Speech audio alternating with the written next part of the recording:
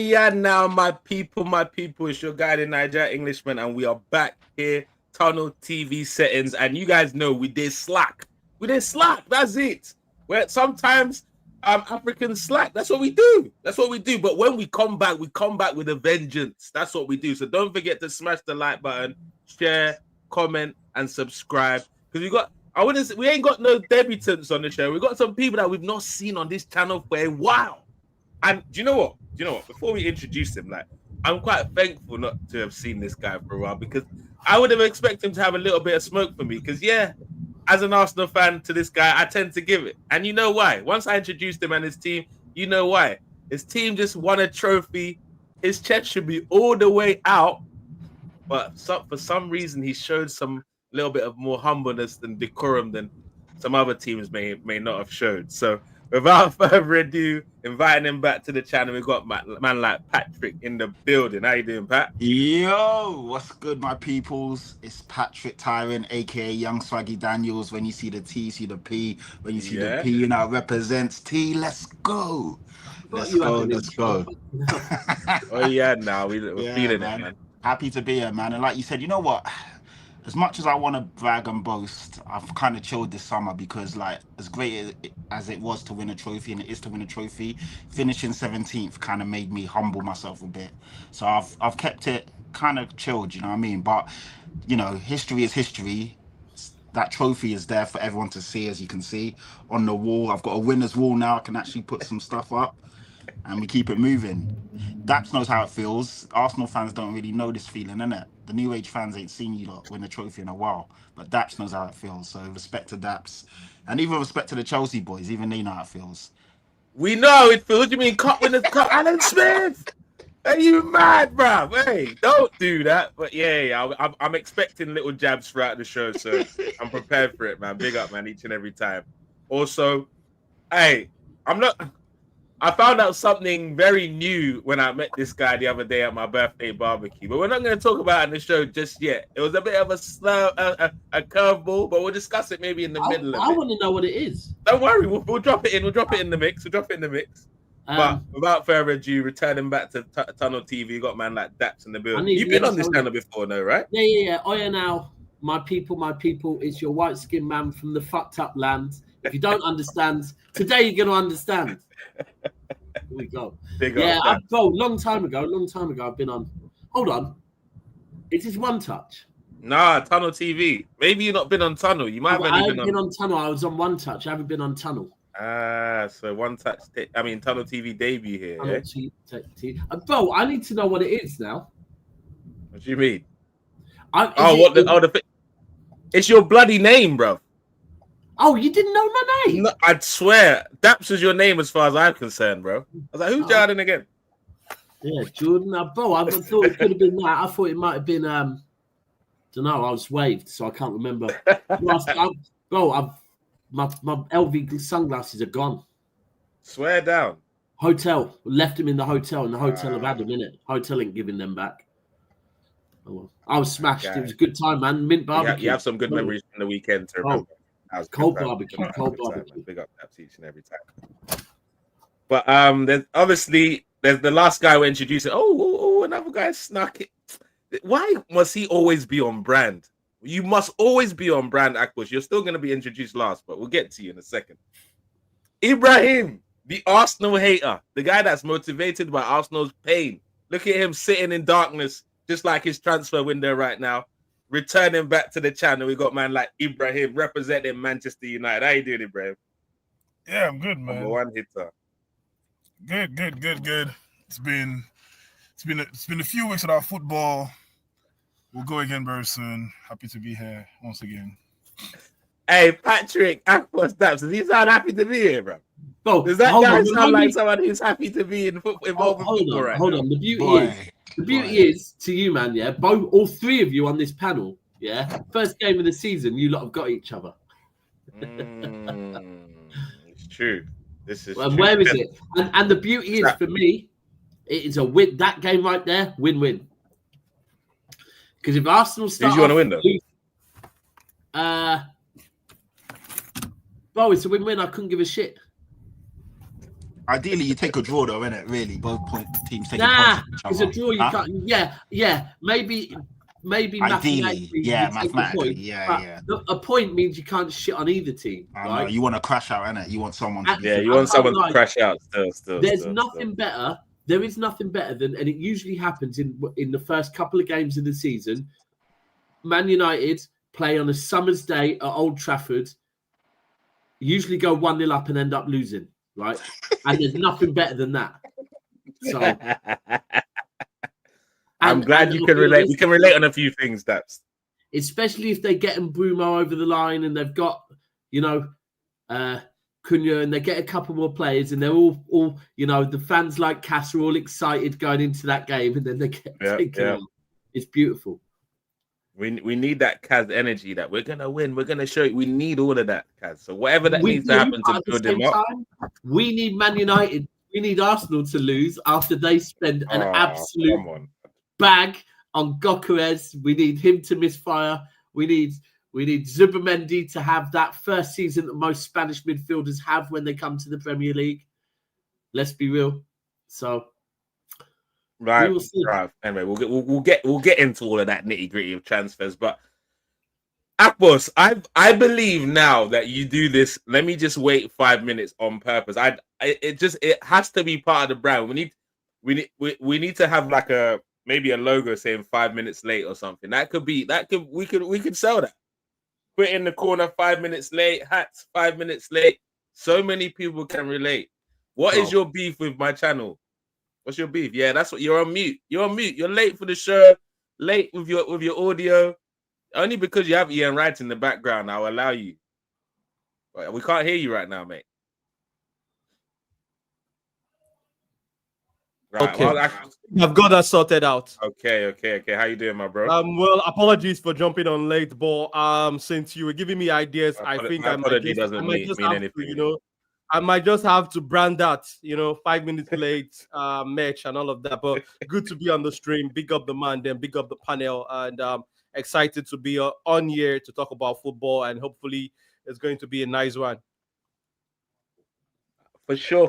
Don't forget to smash the like button. And if it's your first time here, don't forget to hit that subscribe button and the notification button, because I heard YouTube are playing some tricks right now with the notifications. So I don't know. Find your way to figure it out, I guess. We're going to try to be consistent again when it comes to live stream. I know you guys are used to the reactions on Tunnel TV, but we're going to try and be more consistent with the actual live streams now, because there's a lot of football to discuss, especially now. It's heating up.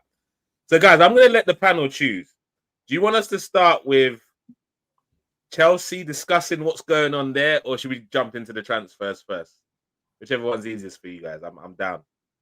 Well, for me, I think we need to put some respect on the world champions' name. Give them some credit when credit is due. So I think Chelsea will be on a very good note to start the stream, because they deserve some credit right now. Some a lot of us on the world. Even hearing you say that, Akpos, it makes me shake. Bro, I think we have to call a spade a spade. Going into that game, many of us did not expect them to come out on top, and the manner and way with which they did it, for me, I think it deserves accolade, deserve applaud, it deserves credit. For me, I think Chelsea went into that game and did the unthinkable. So, yes, I think that's going into next season, that would raise the expectation of some Chelsea fans. But I know a couple who are also very realistic of what to expect and keeping their expectation in check. But I think beating PSG now, going into next season, a lot of the Chelsea fans that I've spoken to are very excited, and they are already sending warning signals to opposition clubs to stay clear away from Chelsea. But I think some of them also rightly know that it's a one-off game. You need that consistency. You need that kind of level for a long period of time over the season. So, but I think the Chelsea team look very decent. The additions so far have been trying to do bits, but credit to Enzo Maresca for his masterclass during that final. Hey, Akpos, what we're not gonna do is we're gonna try and remove pressure and reality and stuff from Chelsea. We're not doing that today. Chelsea fans, nearly 2 billion spent, club world champions. What do you mean they need to be realistic? They should be chest out. We're going for it all. We're going for the quad, all that stuff. They need to be all up in here, because like I would say this about Chelsea. I kind of got it wrong about them this season, and their fans have been on to me. Last year, I got it quite right in terms of they wouldn't finish Champions League. I thought it'd be the same thing with the manager change this year, and still the lack of experience in their team. But I'll give credit where credit's due. I remember seeing, I don't know if you guys remember seeing their last 9 fixtures, thinking there's no way they get into Champions League. But they not only finished in the top 5, they finished 4th. They won a trophy, and no matter what you want to call this Club World Cup, there was big teams involved in them, and they've got another trophy added to their history. So you got to big them up. As much as I hate to. You know why you have to really big them up. Right. Firstly, you're right. Yeah. At the end of the day, I was the same as you. I didn't think they were going to get Champions League football. They got Champions League football, right? Against some tough fixtures they had at the end of the season. Yeah. Again, half-time against Betis. I didn't think they were going to win the Conference League, neither.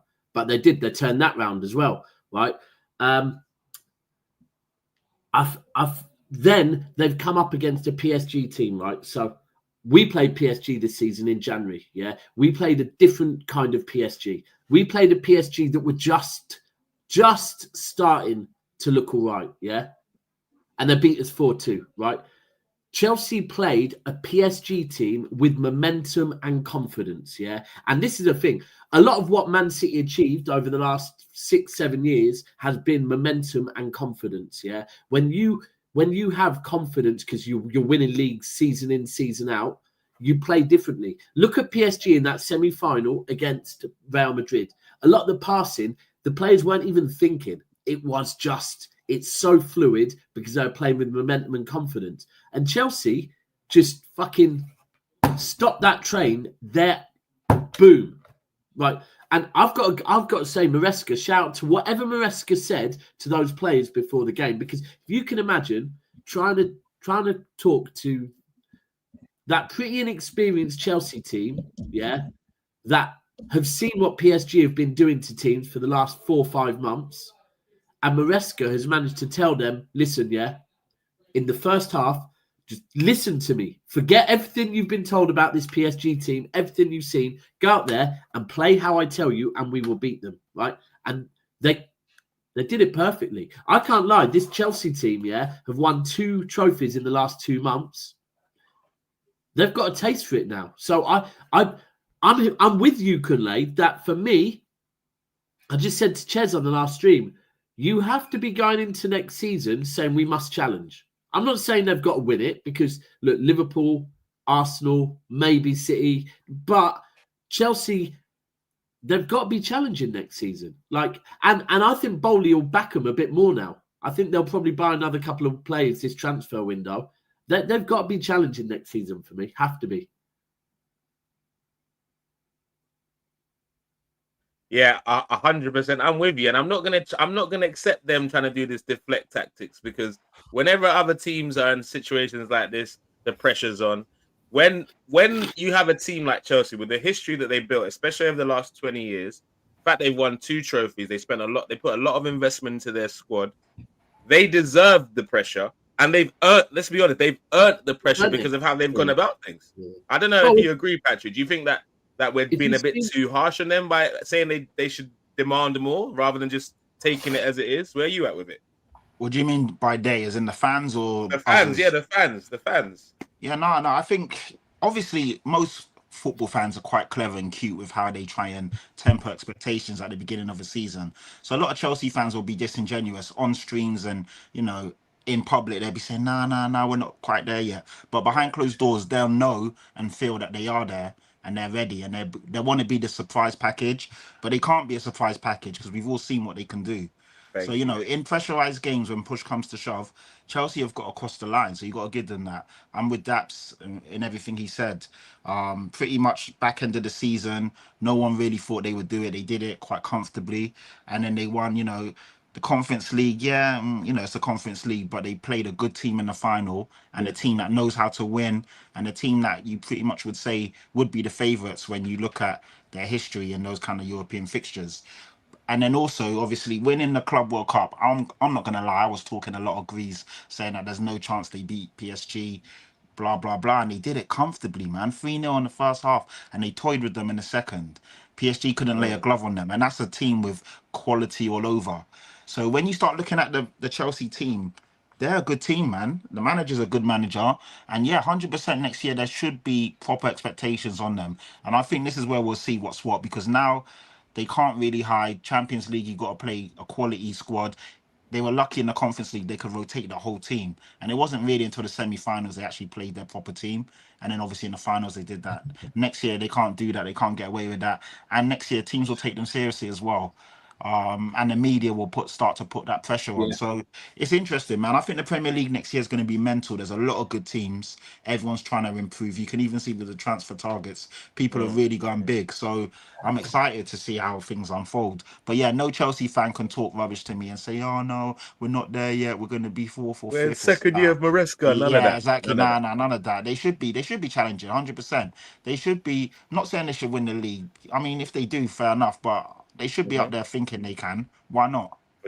For sure. And Ibrahim, like, do you think that after this sort of victory for Chelsea in this sort of tournament, well, the fact that they can call themselves club world champions, which will give them bragging rights, so they won't miss a beat for the next 4 years to brag about that. They won't. But are they the real deal? Should everyone in the league now be scared? Like, this is a confident team who Maresca showed that he knows how to win trophies with them. Should the league be scared? I don't think scared. I don't think scared is the right word, but they should be taken seriously, right? I agree with everything Patrick said.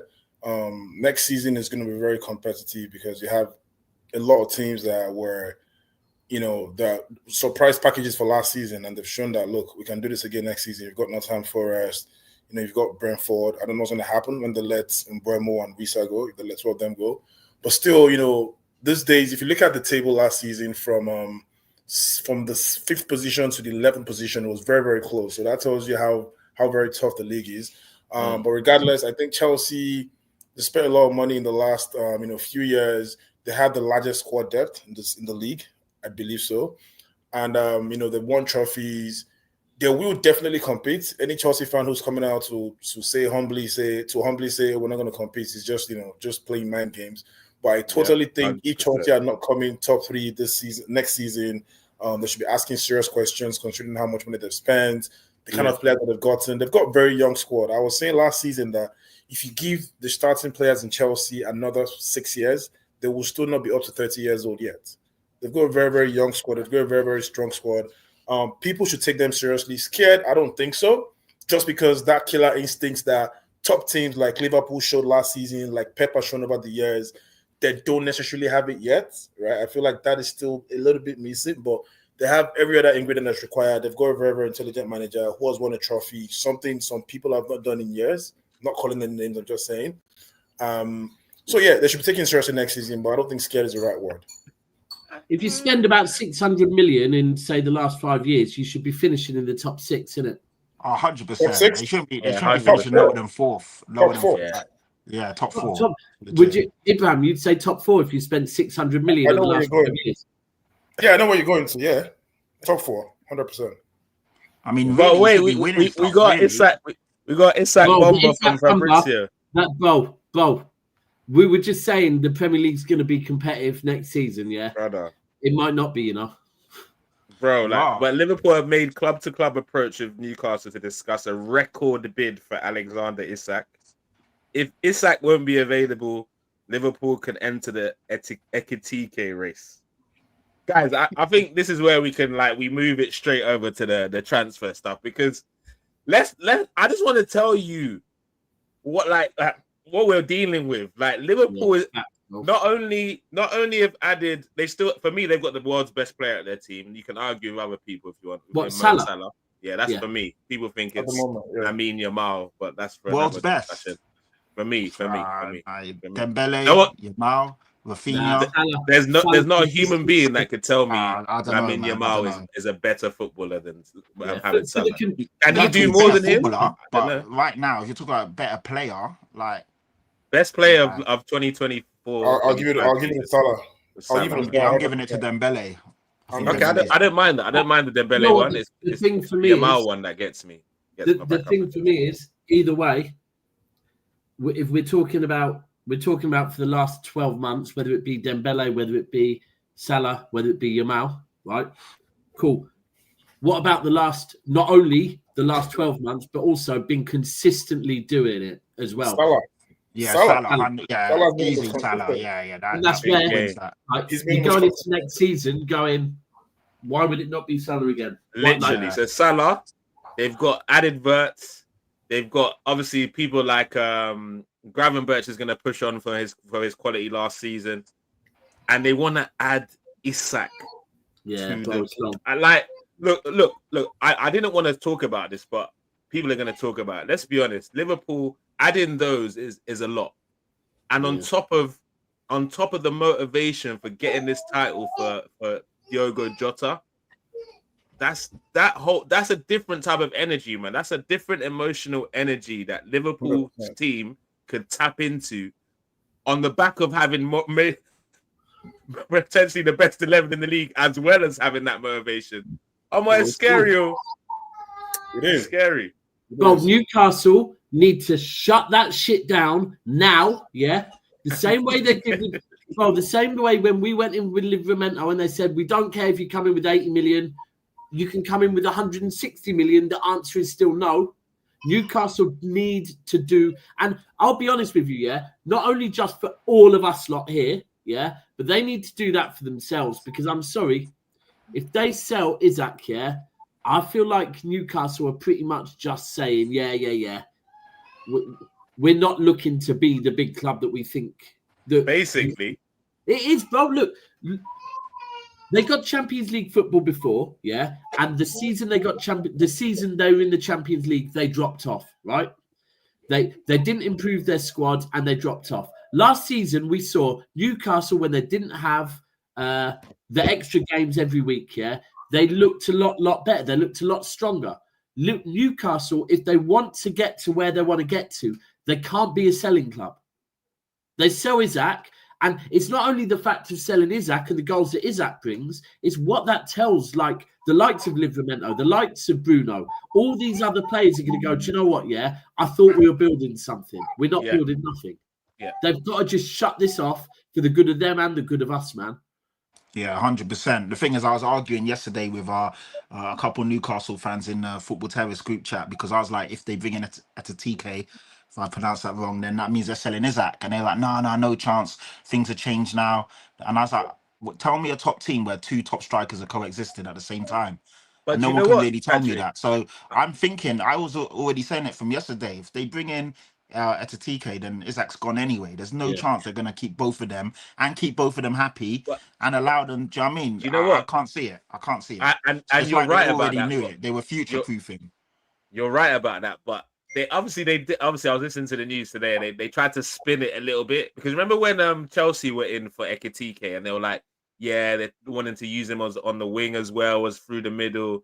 The same now, obviously, Liverpool in for Isak. That's the same narrative that's been, they can play together at the top, one on the left, one through the middle. Yeah, one's going to play as a 10. I'm like, what striker wants to play as a 10? So, it's, I think the writing's on the wall. Someone just said it's the best time to cash out for Isak. It's not, because exactly. Right, yeah, do you know what? If they are a selling club, yes, it's the right time. If they are a club that actually want to go up, then it's their second time in the Champions League, it's the worst time to sell Isak. It's awful. Big up DRD for the raid, man. Big up DRD for the raid, man. You know what I think? I think you guys are thinking like football fans, which is fine, right? But then again, these guys are making give us a different perspective, Ibrahim. Sorry, give us a different perspective. I'm intrigued. You guys, you're talking about winning trophies, making the fans happy. They're in the Champions League again. They won the FA Cup and stuff like that. What did they win again? Was it FA Cup or Carabao? Crystal Palace won the FA. Palace won the FA Cup. Sorry about that. For me, from a business perspective, if you're making a ridiculous offer, you made the statement that this is this is. I don't think it's the worst time to sell him. I don't think he's going to get better than this, right? If any other offer is going to come in the future, it's going to be less than this, right? So why not cash out now? They have a very good team. Isak is one of the part of the puzzles, right? He's not necessarily the most important part of the puzzle. The entire team as a whole, the way they played last season, 2 seasons ago, they were they were in sync. Wait, Ibrahim, I get what you're saying, but what I would say is that if they sell Isak, it doesn't change the narrative of Newcastle. We're a big club now. We don't need to sell our stars. This is the time. It doesn't change. It doesn't change the narrative, but it's definitely going to affect the performance because they need someone to replace him. If they can get someone to replace him, maybe not do as good, but just be decent enough, maybe get you 12, 13, 14 goals in the season, maybe, right? But it doesn't affect the team performance. It doesn't affect the narrative either. Because even before they won the trophy, right, Newcastle have been showing like they are trying to poke their head into that, top 4 corridor to be like, yo, we want a place in this, we want a spot in this place. So if they get Isak away now, it's not going to change the narrative. They'll still continue to push. They have a very solid team. They have other fantastic individual players that can really push the team, like Bruno. You have other young talents as well that are coming up. It doesn't change the narrative. It's going to affect the performance. But if it were me, I would easily sell him. Except of course, if you want to look at the angle of the nomination to the ops. But this is the thing. This is not an established. This is a Newcastle United, that I think we've all said from the start that we expect sooner or later they are going to be up there, right? If they sell Isak, they're not going to be up there sooner or later. Isak, right?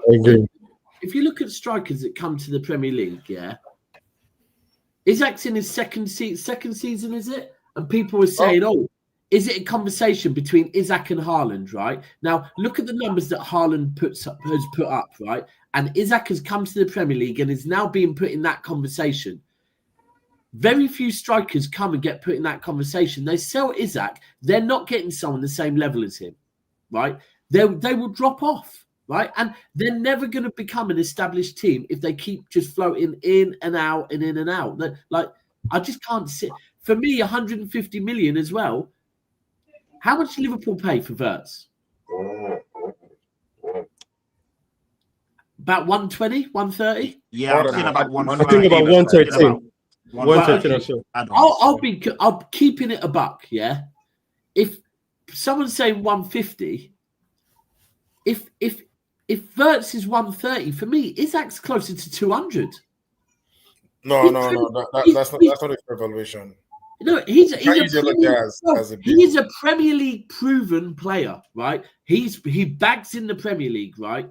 There's no, and he's a 9. He's a number 9. Like the difference, and more so is Newcastle don't want to sell him. If you don't want to sell a player, if Liverpool really want a striker, you say, you know what? How much do you want him? 200 million. What are you saying? You don't just go, you know what? 150. 150 is achievable. Bro, yeah, I'm starting at 200. No, you can't. And then you negotiate me down, innit? You negotiate me down. If not, it's your business. Yeah, but I think that's what Ibrahim's saying there. They don't mind selling him because it's like for you to even put the 150, like Daps is saying, most clubs won't like bat an eye. Listen to it. Most clubs don't even listen to it if they had him. Is that what you're saying, Pat? Sorry, say that again. So are you trying to say most top clubs won't even listen to that? If you say 200 million, people are like, oh, you know what? Maybe like 3-4 years left on his contract. They're not interested in selling. But when you say it already at 150 and clubs know you can bargain that down, and standard players are going for 50 or 60, most clubs that are serious will be like, you know what? Cool, we can get him. So it does set a bad precedent that this club is a selling club. And I think, for Newcastle fans that I was talking to, they were of the ilk that they're now going to be a competitive club and push on, which means you don't sell your best player. Do you know what I mean? So it is quite interesting. We'll see how this unfolds. And if they do sell him, I'm with that. It's a bad look. It is a bad look for them. They're terrible look. And after that comment, your mouth's got a billion release clause. So no one getting your mouth. That's what I'm saying. Like, that shows you that they're not trying to sell him. You don't want to sell your best player. Can I say something? You can compare this to when Saudi came calling for Bruno, right? Bruno's our best player. If Bruno leaves that team, we're shit. If Isak leaves Newcastle are not necessarily shit. But look at it this way. We didn't want him to go, but if he went, we would understand it. Do you know what? The maddest thing is, do you know one of the reasons why Newcastle might, if they were to, is if Isak was to pretty much say, I want to leave. And if he says that, then Newcastle's arm is starting to be twisted a little bit, but do you know what, Daps? The guy is young, though. He's 25. I can't see him doing that this season. Like maybe next summer he'll try and potentially but he's like, look, this is why I say, Ibrahim, we might be wrong, but he's right now in a position where no matter what, he's going to be a club legend. He helped win them their first trophy or whatever, how many years or whatever. So, and he's helped them fire them back into the Champions League.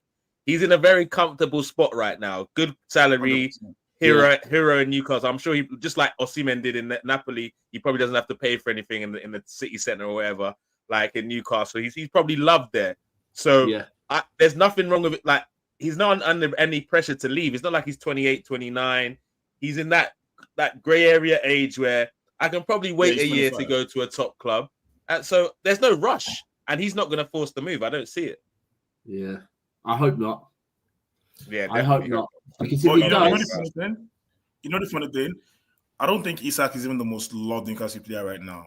The fans are literally ready to die for Bruno.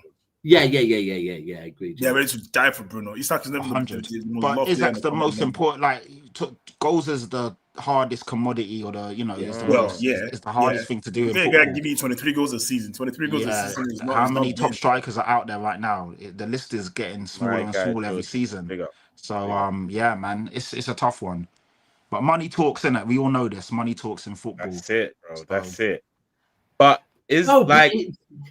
but this is a thing. I hear it, and I hear all the PPR, all the what's it called? Is it PSR?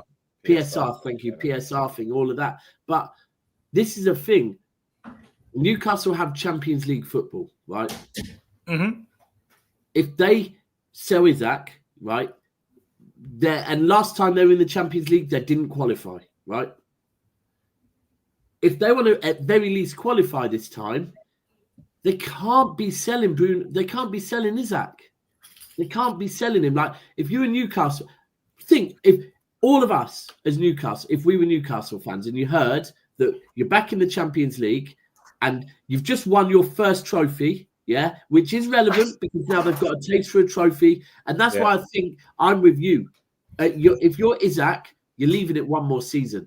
Yeah. There's no rush. You'll still have the same suitors. And if I'm Isak, I believe in myself I'm going to have another quality season as well. And what's good? Mr. O2 says Newcastle selling Isak is like a house builder selling all the cement and still thinking they're going to build a house. I think that one was for you, Ibrahim. Still. Akpos, before we move on from this Isak topic, I want to hear your thoughts on it. What do you think? Isak, do you reckon he's under any pressure to leave Newcastle? What do you think if Liverpool actually are able to get him? Like, where's your head at with both of those scenarios? Come again with the questions, brother. So in terms of Isak moving to Liverpool, how much would that shake up not only the Premier League, the whole of Europe? And number two, do you think Isak's under any pressure, like to force a move right now, or do you think he's quite comfortable with where he's at Newcastle? Well, for me, I think if Isak makes the move to Liverpool, I think it puts the other clubs in disarray right now. It puts the other oppositions in disarray. We already know going into next season with keeping Mo Salah, keeping Virgil van Dijk, and bringing Florian Wirtz, it's going to be very difficult to unseat Liverpool. And if they go on to add Alexander Isak, who we know is one of the hottest strikers, one of the hottest number 9s out there, I think we are all in problems. So for me, I'm hoping Newcastle will give them we quote them a ridiculous amount that they will not be able to meet, or just tell them outrightly that, look, this guy is not for sale. And it's also going to send a lot of message on the Newcastle end if they will be willing to part ways with their most prized asset, because just like Daps and Patrick rightly said, is going to, if they go on and sell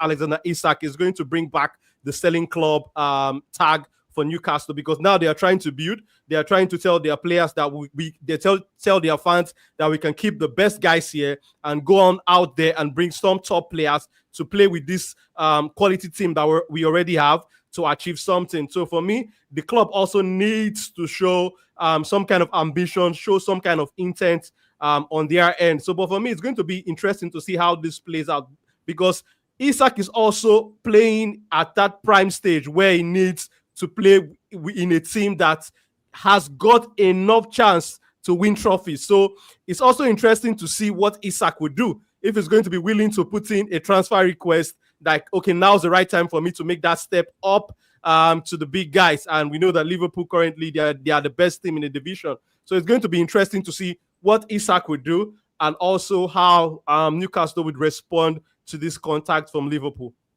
Can you see that Kanebi thumbnail in the middle? That Kanebi thumbnail. That's exactly that's my reaction if Liverpool should land Isak. Like, I pity everybody. We're all finished. We go there for finished. We go die there. Wait, smash the likes, people. There's over 60 of you in the chat, and there's not even up to 25 likes. So smash the like button, my people, my people. If you're the first time, make sure you hit that subscribe too. Let me get into some of the comments. Aussie Man Diaz, I think, says goals are important, but balance is more important. Look at Madrid. Mbappe 43 goals, and they became the worst team. I don't think that relates to the same scenario. I hear what you're saying, but it's very evident what Isak brought to the club and his goals brought to them last season, especially in the final as well. See this Niger man. Cash out on Isak and replace him with Osimhen. I beg. I was going to say that. What happens to the money they get from him? They should be able to buy a decent Ekitike. They already want to bring in Ekitike. So I think Isak, Osimhen over Ekitike. There's not even close. All day long. I wonder why you say that, Kunle. It's the wages, though, isn't it? There's no reason, bro. It's just quality. No bias whatsoever. Not a little bit of bias, man. Not a little bit of bias. I keep it real when it comes to my brothers in the homeland. You know what I mean? Always.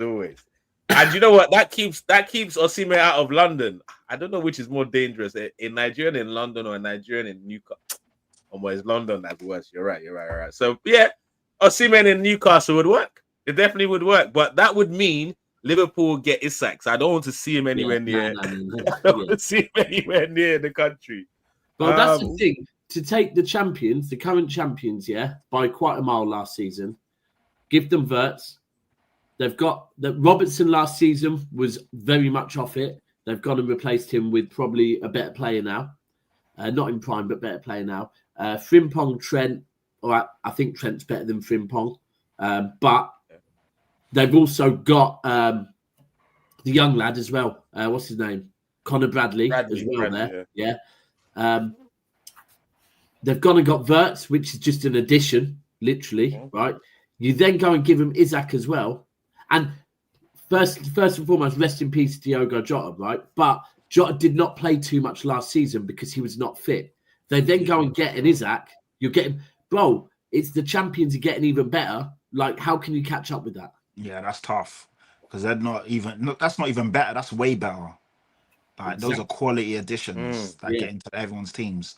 So yeah, Liverpool ain't messing about. It shows intent. But as a fan, you love to see it, and it's only good for the Premier League. No, you do in a sense because it forces all the other teams to also. I mean, you lot have already done some nice deals as well. No one's really talking about it now because you're far away from the top of the league, Patrick. Don't start wishing all these things upon us. I'm not wishing. I'm trying to play catch up. See how you're feeling insecure, adding yourself into that. Yes. You could have just chilled. But bro, if we're keeping it completely 100, like right now, Arsenal are in that. Arsenal finished second last season, and 100%. We did well. Our 3 signings, I'm happy with so far, and I've seen some improvements. But ultimately, that Al Hilal game showed me we've still got the same defensive issues, right? Yeah. So at the moment, I don't think we need to buy anyone else necessarily. We just need to overcome those issues. Some issues. I agree with that. Your squad is good, but there's some what kind of issues? What kind of issues? The issue, right? So keeping it completely a buck, right? The issue at Manchester City last season was, firstly, the injuries were a thing, right? And everyone will always go to the Rodri thing, but just to spit some real quick facts to you, we started the season, we did not have Rodri for the first 6 games. We won all 6 games. We played Arsenal. Rodri got injured in that game in his first game back. After that game, we then won the following 6 games, and then the 7th game we drew. So without Rodri, we were actually okay. The problem was Kovacic then got injured, and 3 of our centre-backs got injured. Then all of a sudden, it becomes a big issue, right? The biggest, and here's the other biggest issue that happened last season was Manchester City have always been very open to transitions, always have been, right, under Pep, right? But we've had an insurance policy that is Mr. Kyle Walker, yeah? That has always, the few times that, firstly, we had a midfield of an age that could press, yeah? So we'd win the ball further up the pitch. But if we didn't, no problem, Kyle Walker would sprint back and deal with it. This season, because of the age of our midfield, we weren't pressing high. They were then people were transitioning on us, and we had no Kyle Walker. The simple way to do it. You had him, but just not the same version of him. Well, Kuzanov is not far off as quick as Kuzanov as. Oh yeah, is he? Is he actually that quick? Bro, same pace as Van der Ven, same speed as Van der Ven. Yeah. Because bro, you sure? Yeah, I'm very sure, bro. Google it. Sure. Oh, yeah, check that out, man. Are you sure? Fucking rapid. We gotta check out them stats. And I'm not gonna lie to you. That sounds a bit shaky. Yeah. But if you say it, I'm gonna go with it. Go and check it. Do you think I've said something without checking it? Nah, to be fair, that doesn't really gas. But you're good at saying things with confidence. I might. Because I've seen him run in real life, and that guy is a bolting machine, bro. Oh, he's crazy. There's this one clip, where the team he was at before, they had the other. Kuzanov's team had a corner, right? The team countered. There was 2 or 3 players on his team chasing back. Kuzanov was up for the corner, comes flying back out of nowhere and just fucking comes in, and he's very, very quick. But the problem is, Pep's not playing him, right? The problem is, Pep is not playing him. And by the way, the biggest issue is Diaz is very slow. Diaz is very, very slow. So and he's with Maya Jama now, so he's a bit distracted. Bro, so for me, it's either... I would be. We all would be, bro. He's just been voted. You know, it don't help. Diaz has just been put in the top 30 most influential people under the age of 30. Yeah. And now I'm seeing him like all the best looking men's awards and this and that. His profile is going up now. So yeah. It's not PR's gone crazy with him, Yeah, literally. I think, bro, this is where my fan base is having a meltdown, that he is about to get a contract extension, yeah? And he's going to become one of City's highest paid players. Why? Well, bro, if you're in all these things, Forbes magazine and whatever else, yeah. Off the back of I qualify. His agent will be pushing that salary hard. But off the back of his worst season. So we were going, fucking hell, this guy's going to be on close to Rodri's wage, but he's not. But the whole thing is, Pep needs to either maybe drop Diaz and play Kuzanov there next to Vardiol, or alternatively, to play Kuzanov as a right back. Daps, what's your best defensive 4 in your opinion? At the what with the system? Right now. Yeah, like going into the season, if everyone's fit, who are you playing? So me personally, with what we have at the moment, I would play Kuzanov on the right, Diaz, Vardiol, Aït-Nouri. Okay. But Kuzanov is not a right back. But you lot always have that one player in your back line that's playing that too. Yeah. But it always works out though. It's the pace, and it's not ideal, but our other defenders are not fast enough. If not, because we're a team that likes to play so high up the pitch, we have to have some pace in defence. Yeah, and we just get picked. Bro, Patrick, you saw it the way you tore us apart. Kunle, you saw it the way you tore us apart. Ibrahim, I'll even say it to you, bro. You can get involved in this. Our ground, you saw it. Yeah, everyone got a little bit of a go at you lot last season. Bro, your second goal, Nunes fucking bozo. Yeah, we're leaving with something. Yeah, true that. So wait, every one of the people on the panel left the Etihad with something. Bro, that's crazy. Most people left the Etihad. That's not normal. This is the biggest killer last season was in Manchester United's worst season I have ever seen in my life. Yeah, they took 4 points off of us.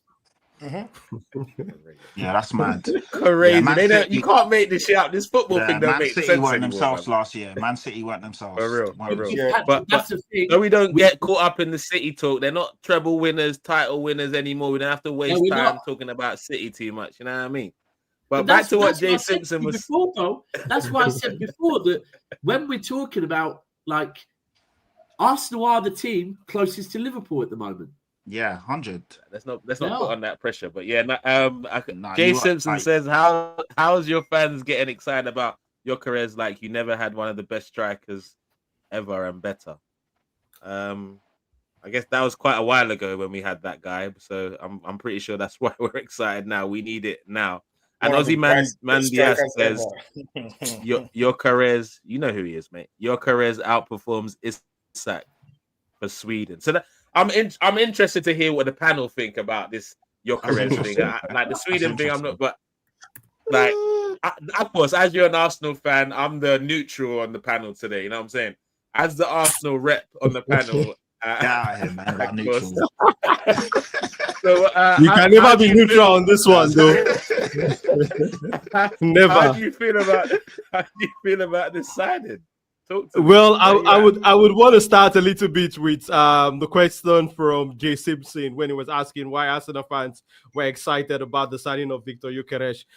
For me, if you had a Mikel Merino playing as your number 9 for you last season, then you would definitely be excited. And I can't recall how long it's been for no Arsenal player to hit double goal figures last season, and that's to tell you also how poor our attackers were. And for me, I think what we just need now is somebody who is going to come in through the door and we know guarantees us goals. Because yes, for every signing, definitely there's going to be some form of risk associated with the signing. The player might come in, might not settle, and all of that. But we know that if a player like Victor Gykores, with the track record is going to be coming with from Portugal, comes in through the door, is definitely going to score goals. I know we all saw this clip that was making round on the socials last season, where you had Arsenal players coming into the training ground, and they were asking them one quality they would take from each teammate. And in that clip, you could not hear any Arsenal player saying, I want the finishing of X teammate. I want the finishing of B teammate or A teammate. That could tell you that even these guys know that the finishing is poor currently at the club. So bringing in a player who scored close to about 50-something goals last season in all competition, that tells you that definitely you are going to see some goals. Last year, rather, you're going to see some goals. You're going to see a player who, if he's true on goal, definitely 2 out of 1 that you know is going to score. So I'm excited going into next season because I think Gykores is going to be coming with not just goals, also is going to be coming with the experience of winning a league title. Because yes, we are talking about this Arsenal team is filled with a lot of potential. Definitely, I think we lack players who have actually won titles, players who have actually gone on there, to spearhead a team winning a title as a talisman. And now we're bringing in somebody who was. Yes, you can clip this. You are bringing in somebody who is a talisman and is coming at the prime age of 27, who is going to be one of the key leaders for this Arsenal team going into next season. You guys definitely getting in then? You're saying we're bringing in? Is it legit? Yeah, definitely we are going to get him. And when he comes into the door, I think Gykores will be one of the leaders in this team, and it's going to be coming with going to be coming with that winning experience and the winning mentality for me. So I'm excited about the signing. What was 48-23, Pat? When he said we're definitely getting him. So I'm just no, yeah, we're definitely getting him. There's no doubt. Definitely, we are getting him. You can clip it. Can I say something? Yes, please, Prem, because you were shaking your head. You were laughing at him.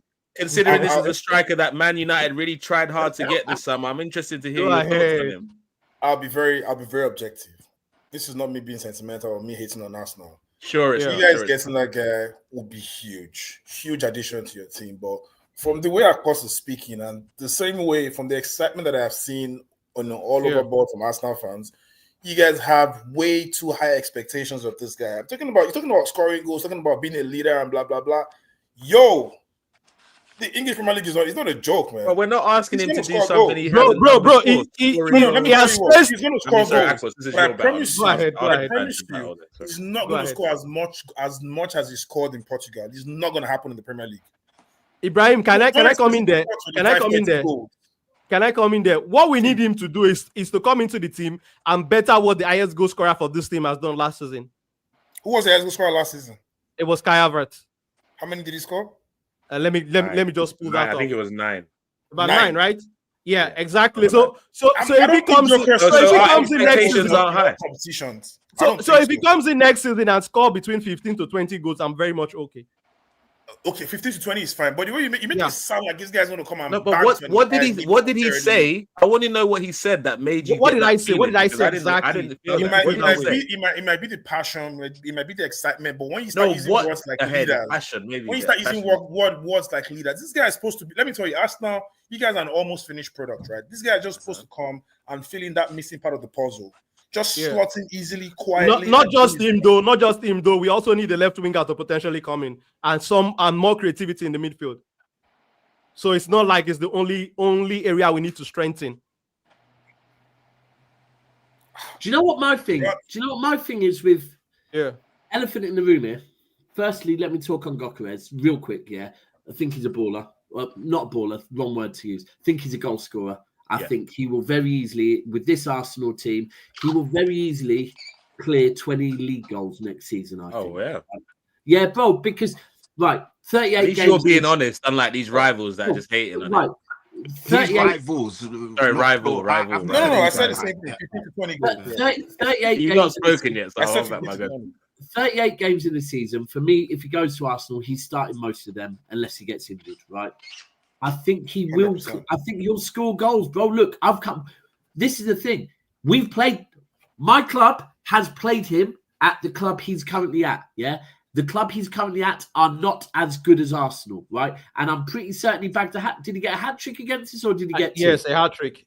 Right. So I'm not going to sit here and go, "Oh no, bro." The guy's a goal scorer. Yeah, he is a goal scorer. Now, the one thing that I do find interesting. Well, two things I find interesting. The first one is how will Arsenal change to adapt him, right? And they will have to change to adapt him. Coming from a team that went and got Haaland, coming from a team that used to play with a false nine, used to play with midfielders as forwards, all of that stuff, we've had to adapt. Now, when you adapt, you lose something elsewhere on the pitch. And straight away, someone will go, oh, yeah, but Havertz was playing there. He might have been playing there, but he still is a midfielder. So he's still offering that option in midfield. Same with when Marino was playing there. But the bigger elephant in the room for me, again, I'm talking as a City fan with Haaland and Doku, right? I'm watching Haaland body language whenever Doku gets the ball. Because Doku puts his head down. He don't look up for Haaland, right? Haaland and Doku do not work at all. If I'm Gykores, I'm looking at this signing of a certain Noni, and thinking, you better be back up on the right. Because if Noni is playing on the left, Gykores isn't getting the ball half the time. Gykores is not getting... Because we know how Noni plays. What if Eze is playing on the left? Let me ask that. You want to get Eze too? Ibrahim, where you did? No, as in Ibrahim, you're in the wilderness. He's lost. Man United are in the wilderness, so is Ibrahim. So it makes sense. No, you haven't gotten him yet, bro. You want to get him? No. I was just asking. A very honest question there. Where did honestly like Nonu, and someone just said it, Noni and Doku are very similar players. They're not like, you look at a player like Jack Grealish as an example, When Jack Grealish gets the ball, the first thing he does is look up, He looks up and scans, And if Haaland is through, or Foden's example, same thing. A lot of wingers, they look up and they scan. Noni and Doku don't. They get the ball and their first thing is to beat. No, right? But Daps, you're right. If Noni is our starting left winger this season, we're in trouble. I'm giving him that. Like, if he's been signed to be our main starting left winger, I don't like that. Even for me, not even Eze can sugarcoat that. For me, like in terms of winning the league title. But I need a specialist left winger to come in so Madueke can be backup and rotation or whatever. If Madueke's our main starter, I'm not gonna lie. I'm not gonna get angry about that yet because the window's not closed. So if we end up there, you'll see a different man on the streets for sure. If Noni is not your main striker, it's fine because, like, as an example, the back end of the season when Doku was being used as an impact player off the bench, perfect. Someone to come on that's direct, that runs at players is perfect. But if you're going and getting an out-and-out gunman 9, your Dokus and your Nonnies are not the right type of players to be playing with him because they're more bothered about getting to the touchline and having a shot themselves than actually finding. That's like Haaland hates playing with Doku. I can see. Oh, you watch! I watch. Yeah, I see it so much. Yeah, he's like, this guy's not going to pass it. Yeah. Flipping out. And let me get into some of the comments. He stops making the runs because the minute you think, all right, this player's on the pitch, I'm not going to get the ball. You stop making the runs. I'll be surprised. I'd be interested to see how many actual assists Doku has given Haaland. I don't think it's very, very many because he rarely looks for him. But let me get into some of the comments real quick. Jay Simpson says, I don't want to hear any excuses if he scores 7 goals. Talking about it's his first season. As I've heard, he's going to score 25 plus goals. Not even GA. But I've never said 25 plus goals. It's not going to happen. Come on, man. He's definitely going to be in double figures, man. Like for me with the Gykores thing, just like what Akpos is saying, if we can get Marino to score goals, Havertz to score goals, he's definitely going to score goals. The amount is debatable for Marino sure. To score goals. Why are you going to play Marino? Marino's the bench player. No, we just said we got Marino to score goals, so we can get Gykores to score goals. Marino is irrelevant to me, to be honest. As a midfielder right now. That's for another stream. I don't want to get heated about that today. Please leave me. The same thing people said about Haaland coming in and banged in goals first season. Gykores hunger will give him 23 plus goals next season. Okay, can they do? Man, I'm taking somebody's man. Haaland has always been a killer since he was a teenager, man. Late boomer like Luca Toni. But is he a killer? He's a killer. Boomer like Luca Toni was a late boomer. Haaland, who cares? Score goals. What's his name? Jamie Vardy. Jamie Vardy was also a late bloomer also. That's what they call Juju's hair. Exactly. He won a league title, bro. I'm sure he's all right with that. If Gykores gives me a league title, I'll be all right with that too. But Juju, big up Juju. Go and write your lyrics, man. You need to be in your lyric book, not on football streams, Juju. But big up. Thanks for logging in. Don't forget to smash the like, share. But like, she's just saying random stuff. What the Bomba? You're big up Juju every time. You should ask no fan. You should ask no fan. No, big him up based on the picture, innit? You should ask no fan. No, she's not. She's not. Is that a legit picture? Is that what she looks like? A legit picture, that's what she looks like. Yeah, she's an artist. Check her out. She's an artist. Check her out on YouTube and Instagram. Yeah, what's her Insta? I want to know. Juju, you might as well throw your Instagram in there as well, mate. Do you know what I mean? Like, give yourself some free promo there. Do you get me? Look decent. I got you. When that single goes off the charts, just remember who shout out to Juju. Yeah, Patrick's interested in the artwork. Big up. Yeah, just the artwork. Yeah, right? The artwork and the music. Yeah. I did. Oh wow. Patrick, we need to stop clicking our heels and get moving. We need about 4 players minimum. Oh, you take Jason 100. Yeah. There's no. We still need players in, man. Still need players in. Hopefully, Morgan Gibbs-White comes in. So that one. We still need a number 6, a defensive midfielder specialist, so like a Wharton or Paulinho. And then for me, I think we need another attacking player like a Whistle. Then I think we're good. Okay. I need you to get Visser soon, yeah? Because if you get Visser soon, then someone below me, yeah? Then exactly. Because Brentford at some point will stop selling players, innit? They can't sell everyone. Can't sell both their forwards. Yeah, they can't sell both. Their captain, their freaking... Like, who else? Their manager. They're exactly. just no guard. You got no guards. They've taken everyone's eating off them. Let me tell you what. Speaking about this Brentford thing, right? I personally, I don't even want to Mbeumo, and I'll tell you why. Wow. I feel like, I'll tell you why. He knows he ain't getting him. Our standard has dropped. He's a good player, man. No, legit. He's a decent player. Don't get it wrong. No, he's good. Our standard has dropped so bad. We are calling for players like Mbeumo to come and save us. To be honest, Mbeumo is not what we need at the moment, right? I don't mind going through another year of what do you need, then, Brahim? Sorry, what do you need?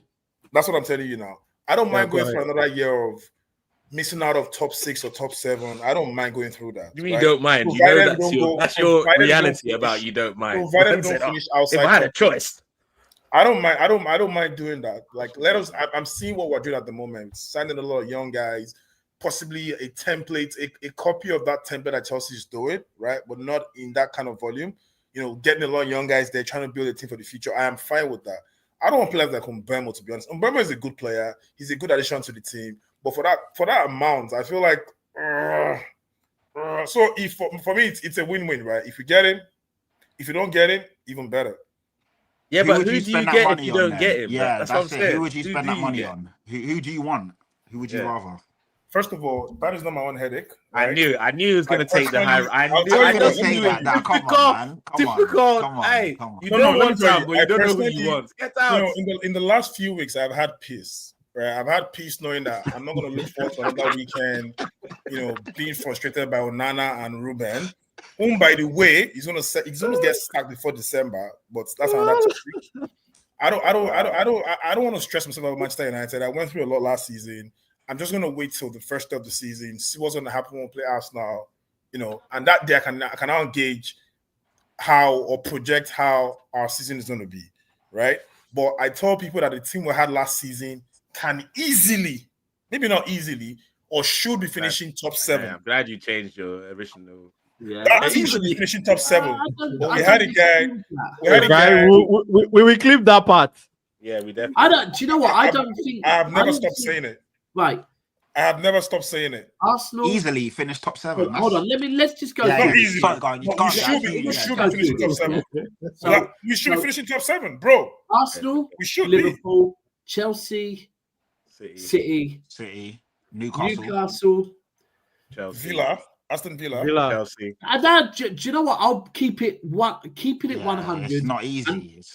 It's not easy, but I don't think it's a wild take. Yeah, I think I do think with He added 7 in just for safety, and he wanted to say top 6. I think with Cunha and Mbeumo, with Cunha and Mbeumo, I think the strain that takes off of your defense and your midfielders, it will mean that because one of the issues with Man United is when they pump the ball long or when they clear their lines, it's very quickly pressure back on them because whoever's in midfield or up top loses the ball so quickly. But I think that's the thing. Look, Man United and Tottenham, neither of those clubs are finishing where they finished this season last season. Even Man United last season, they were that bad, but they're not. That was a one-off, man. That was. I won't lie to you guys. It's not going to happen again. I won't lie to you guys. It's never going to happen again. I'll be honest. I didn't even want Manchester United to be part of this show today. Appreciate you lot donating a little 3-minute segment because there's nothing to talk about when it comes to them. Let's be honest. Exactly. There's nothing exciting. So I think the best way to wrap up the show, last few minutes, is to discuss what the other side of North London is doing because I'm not going to lie to you. Kudus going to Spurs is a massive coup for Spurs. I'm not saying they're going to now challenge for the title, but a player of that quality, that unpredictability, someone that would have, I think, transformed our team and Chelsea's team to really push them to the end. And Tottenham have managed to get him in. So, Patrick, I'll ask, how happy are you with the start of your signings and the change of manager? And do you think with the signings at the end of the window, it's going to lead to you being able to move back up into that top 6 or one season too early, do you think? It's a great question, and it's too early to tell exactly because like Ibrahim's saying and like everyone's saying on here, the window's not closed yet. So I really need to see what happens. But the intent at the beginning is there. I think sacking Andrew was the right thing to do. You guys know I was never his biggest fan. And even though he bought us a trophy, I knew that he had to go for us to push on. And I get why fans, we hadn't won in so long. So when he did win it, a lot of fans got sentimental and wanted to attach themselves to him and keep him in. But it would have been suicidal to keep him, man. He's just not a good manager. I mean, you can't lose 22 games. European trophy, and he's not the same European trophy. I know, yeah, but you've got to look at the domestic league. A league is where you can really negate how good a team is. Home and away, you play the same teams in and week out. I went to every home game and I saw us lose 10 of them. Out of 19 games, you lost more than half of. Do you know what I mean? It's crazy. Like, let's not get into all of that. So anyway, when you bring in Thomas Frank, who's actually a good coach, has coached and made stars out of so many players. Great coach. When you look at all the players that have come through the Brentford ranks and gone on to bigger and better things, Ollie Watkins, your goalkeeper. I mean, you look at Ivan Toney, you look at Norgard now, you look at Wisso and Bremo, you look at Kevin Shardy, you look at all the players that this guy's coached and made into good players. But bro, it's not just that. I think one of the key is that it's a bit like Brighton, where you're listing all the players that he's coached well. But the other thing that he's done is when they've lost these players, Brentford haven't dropped off. Yeah, He's that's still it. coached them. Do you know what Pep said? Something. I think it was last season when we played Brentford. Pep said about Thomas Frank. He said Thomas Frank is the type of manager that would be difficult to prize away from Brentford because he's happy there, he's content there, and he's got everything he wants to do, the type of job that he's able to do. But one day he will move to a bigger club and people will be very surprised at what he can achieve at a bigger club. And I honestly, I remember Thomas Frank was on, I think he did the coverage for the Euros last year, yeah? And the way he spoke about football, I just thought, this man's a proper coach, you know? And the mad thing is, it looks like Levy's actually backing him a little bit. I know, that's it. It's mad, isn't it, when you think about it? But also, he's a great tactician. I've seen him adapt and set up to how the opposition play, which is something that frustrated me with Ange because we were so predictable and everyone knew how we were going to play and we were so easy to play against. So it's great to see that we brought in a good coach. Looks like we're, obviously the Morgan Gibbs-White one is stalling a bit, but I think that will get done. I really think we're going to push him and get Wharton. I can see that happening as well. And then it's just about who else we bring in. But if we bring in those players, and like you said, Kunle, kudos as well, it's showing intent. It's showing intent to get better. I didn't know you were in for Wharton. Yeah, I've heard that we're looking at Wharton, and it's looking like we're really trying to wrap that up. So it's either going to be Wharton or Paulinho. So we're definitely getting in the number 6. Ooh, as in Bayern Paulinho. Yeah. Those are the two that we're really looking at. I think that's a better buy than Wharton. I'm not overly. I agree. Wharton's got more energy and is obviously a lot younger, but Paulinho is like the finished product right now. 100. So has Paulinho not been playing much? Not really. No, not really. No. Wow. Yeah, Spurs are looking to be serious this year, so it's quite interesting to see. How serious? Serious as in... You didn't hear what the chairman said. We're looking for league titles, brother. No, he went mad. I think if we get those players in, I can see us pushing to at least be a top 6 club and actually having a good crack at the Champions League. Okay, so you want to hold back your judgment on the league position until the window's closed, I'm assuming. Yeah, 100%. Like if we get in those players, looks good so far. Yeah, the intent looks good so far, and the players we're being linked to are quality players that improve us, not bums. Do you know what I mean? So it's a good look, but yeah, it's still early days, isn't it? To be honest, we've only got one player in. I'm hearing the Japanese defender looks good as well from people that know have been watching the training sessions. But again, early days and he's still a youngster. But yeah, so far the intent looks good, man. That's all you can ask for right now. Patrick, I wanted to ask you a question. Do you think Thomas Frank is a better coach when compared to Ange? And do you think also your last 3 coaches has been part of the problem at Spurs? Yeah, Thomas Frank's 100% a better coach than Ange Postecoglou, 100%. He actually knows how to coach a team. He will actually prepare for the opposition. He won't be naive defensively and tactically, and he will actually adapt as the game's going on. So in-game management, which Ange Postecoglou had 0, and was essentially you could already before the game started know exactly when Ange would make his first, second, and third sub. He was so predictable. Regarding what you said about the coaches being a problem, yes and no. The guy upstairs was the main problem, never backing the manager, never really pushing the boat out as opposed to what the manager wanted. But then also going for the wrong sort of manager. If you know how you operate and you know you're not really going to back a manager, don't bring in a Conte or Mourinho if you're not going to spend the money to win with them right now and get the players that are at age to win right now, So there's a lot of problems, but ultimately it was a big failure from both sides. And Postecoglou winning something was amazing, don't get me wrong, but if you look at how his 2-year tenure at Spurs, if you look at the league form, it was horrible. So yeah, hopefully that's answered it. I hear it. And he said, do you think the last 3 managers were part of the problem at Spurs, or was it? Yeah, definitely. I think I said that already. Yeah. Okay. They were. They weren't the whole problem, but they were definitely part of the problem. Like you got managers that essentially need to be backed properly to win now. They weren't. They obviously combusted and went crazy. And then Ange, he backed. He essentially didn't go against the team, but just the tactics and how he set us up. We were just easy to play against, man. 100%. 21 losses is crazy in the league. 22, bro. 22. Sorry. 22. Smash the like. Yeah, it's crazy. Share. It's mad, isn't it? It's mad. Comment, subscribe, all of that stuff. Like, let me get through some comments before we close the show. Jay Simpson said, "I'd be even more happy if we get Gibbs right, as I know we triggered his clause right now. That'd be a decent move. I still don't I'm not overly excited about him, but in terms of squad depth, he's a baller. He's a baller. He's a baller. He's a baller. We'll get into that on another stream. We're not gonna drag into that. You know, we were linked with him for an. Hey, Daps, don't get me stuck, please. We're gonna be talking for another half an hour. Otherwise, for me, sorry, just if he's going to you as a 10, he's not better than Maddison, right? Yeah, but he played deeper than Maddison. If he's going to play in more of an 8 role, I was here for him coming to City. My whole thing was, but also it allows us, because Maddison's very injury prone, so at least you've got a good quality player there.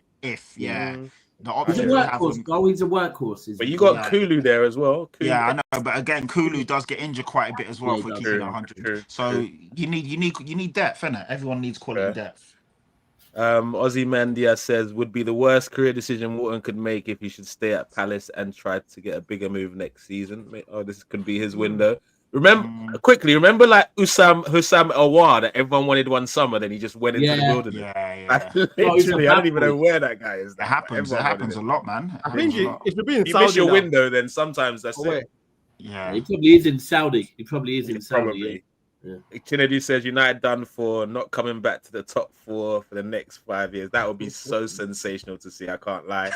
Then Jay Simpson says Levy was embarrassed last season and attracts stars like Beyonce, Kendrick Lamar, Ed Sheeran, but we end in 17th, so we got to start moving standards. 100%. Smash the like, my people. We'll continue this discussion and talk about more transfer news and more news from the traditional top 6 in the Premier League. We'll be bringing another show of Upwatch on Thursday, same time, and also another edition on Friday as well, guys. We're going to try to be consistent with these shows, and everyone you saw on the panel, I hopefully will answer my call when I invite them back on another stream. So smash the like button, my people. Patrick, Daps, Akpos, Ibrahim, do you have anything coming up for the rest of the day, or are we good till tomorrow? Nah, I'm good.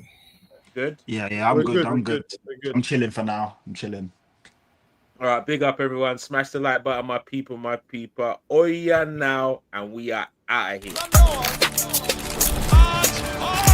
what a goal!